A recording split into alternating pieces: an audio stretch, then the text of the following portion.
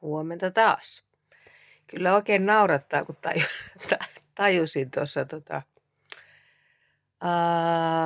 naputtelusta tietysti taas, EFT-naputtelusta.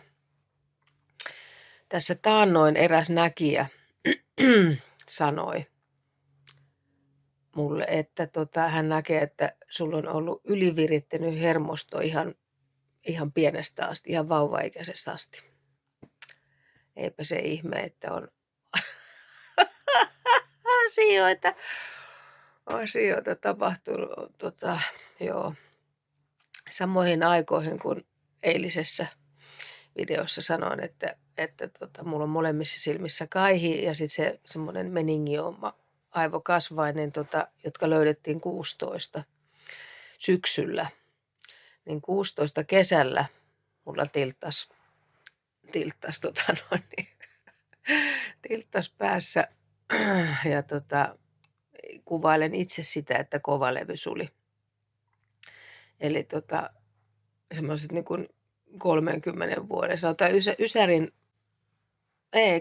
kasarin lopulta asti olevat ajat, niin vihdoin kaikki, mitä siinä oli tapahtunut, niin kuin, olin suhteessa ja siis avioliitossa fyysisesti väkivaltaisen sekä tietysti muuten tiedätte näitä juttuja narsistin kanssa. Eli 10 vuotta kesti se suhde loppu. Pääsin 96 lopulla ja 97 tammikuun 1. päivä pääsin muuttamaan pois. Mutta joo, turpaa oli tullut ja se oli siis tietysti kova juttu. Mutta ensimmäinen asia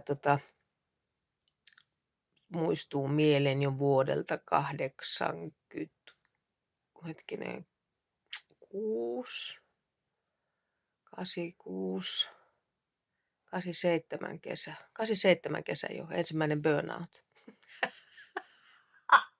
Niitä on ollut sittemmin muutama lisää. Ihan oikeita. Eli mulla on ollut burnoutteja ja sitten masennuksia. Tietysti tämä johti masennukseen, tämä syvään sellaiseen pitkäaikaiseen tämä narsistikeissi. Ja sitten joo, olin Gran Canarialla vajaa 10 vuotta, 7 vuotta siitä möin lomaosakkeita. No se johti burnouttiin. Yllättäen. Ai. Ohoja. Joo. Mun pitää tehdä itse asiassa pitempi juttu tästä koko keisistä. Mutta joka tapauksessa niin kaikki nämä ei ole ollenkaan parantanut sitä hermoston ylivereisystilaa. No niin. Nyt on siis kaikki on jo paremmin, mutta sehän vaikuttaa tietysti nukkumiseen. Kaiken kaikkiaan esimerkiksi viime talven mä olin mä asun mun asuntoautossa vakituisesti. Asuntoautossa. Leikkimökin kokoisessa vitossa asun siis vakituisesti. Jonne mä muutin 24 niin kuin, joo, joulukuun alussa. Eli siis jätin silloin niin kuin, semmoisen pikkusen talon, jota vuokrasin ja hyppäsin Vitoon ja Vuosaaren satamaan. Ja, ei kun tuonne, mistä satamasta sinne ei vinjetti, kun tuonne Raaveen lähtee laivat. No sinne satamaan kuitenkin meni ja sitten paineli Espanjaan. Niin mä oon kaksi talvea ollut Espanjassa. No tästäkin tulisi taas uusi juttu. Pitää tehdä näitä lisää. No joka tapauksessa ne viime talven nukuun ihan säännöllisesti 8 tuntia yössä. Ja se oli ihan turvallisuuden tunteesta. Mä olin mun ystävän tallin pihassa puoli vuotta käytännössä. Viikon olin pois muualla, mutta mä en niin kuin käynyt missään muulla kaupassa lukittujen aitojen, lukitun portin sisällä. Joo, kerron tästä toisen kerran. Mutta joka tapauksessa. Nyt on sitten, koska elämme jännittäviä aikoja ja on alkanut tapahtumaan ja on alkanut niin kuin henkilökohtaisessa elämässä tapahtumaan. Mä oon ihan toisella levelillä kuin viime syksynä, niin on alkanut tapahtumaan myöskin naputtelussa. Mulla on ollut tämä monta vuotta mielessä, että pitäisi tätä nyt virkistää tätä hommaa ja on ihanasti tullut asiakkaita just siihen tahtiin, kun niin kuin minä jaksan. Mä en enää jaksa mitään hirveitä puristuksia, mutta sillä mukavasti. Ja se on jännittävää ja se on ihanaa ja se on semmoista, mitä mä oon monta vuotta ajatellut enkä ole saanut mitään aikaiseksi. Ja nyt sitten kun on saanut aikaiseksi, niin se myöskin virittää hermostoa, vaikka se on iloinen asia. Just tässä Maikun kanssa oli muutamia päiviä puhetta siitä, että hermosto ei niin sanotusti tiedä sitä, että onko se pitääkö nyt niin kuin paeta vai taistella vai iloita. Että hermosto menee semmoiseen tilaan, kun on jotain jännää kivaa ja jännää pelottavaa. Ja mulla se vaikuttaa heti uneen, niin kuin monella teistä muistakin. Ja on ollut sellaisia, mulla on sellainen monen mielestä huono tapa, mutta mulla se on ollut pitkään, että aina illalla mä katson jotain sarjaa tai leffaa tai jotain tämmöistä. Ja nyt on täälläkin käynyt sillä tavalla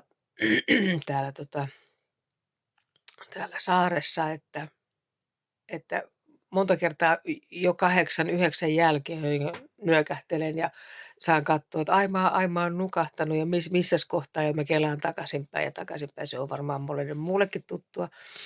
Ja sitten kuitenkin, että okei, no nyt mä laitan kiinni, että mä rupean nukkumaan. No sitten kun saat siinä muutaman minuutin, niin ding ja ei tule mitään. No sitten rupeat erittäin huono tapa, otat kännykän käteen ja rupeat selailemaan jotain.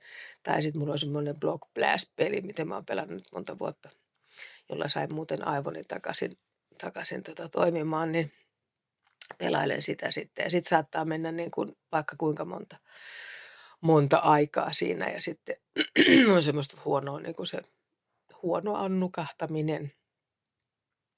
Mä en hirveästi heräile öisin, mutta saatan herätä tosi aikaisin joskus välillä ja sitten nukkuu selkeä uudestaan. Mutta ei tässä nyt, ei tässä nyt ole montaa iltaa, kun niin tajusin itse asiassa, jos nyt kehtaan edes sanoa, niin toissa iltana tajusin, että tapahtui juuri tämä, että mä olin niin kuin laittanut laitteen kiinni ja sitten oli taas, että ei tule mitään. Ja sitten olin yhtäkkiä taas tämä, että minullahan se ase tässä. Ei muuta kuin naputtelemaan. Naputtelin, että nyt, ihan tällä tavalla. Mä haluan nyt nukkua.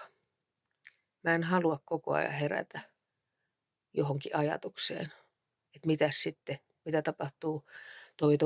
Toi juttu on tapahtumassa, toi on tulossa, toi asia on tulossa. Ja ai niin, toikin vielä, ja kaupassa pitää käydä, ja ai niin, pitää sitten hakea autosta sitä ja tätä ja tota. Ja bla bla bla, tällaista tapahtuu. Niin kuin tiedätte, alkaa päässä niin kuin hyrrä pyörimään. Niin ei, nyt kaikki ajatukset pois. Mä oon aivan rauhassa tässä.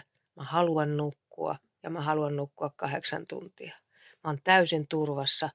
Mulla ei ole mitään hätää ja mä haluan nukkua 8 tuntia. Näin. Mä nukuin 7,5 tuntia. Silloin ekana yönä mä teen tämän saman eilen illalla. Mä nukuin, jos mä nyt ihan oikein muista, otas nyt.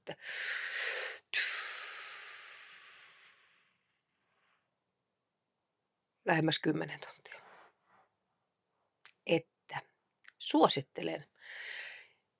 Jos tarvit apua, koska olen tämänkin sanonut aikaisemmin, tulipa pitkä juttu. Jos tarvit apua, niin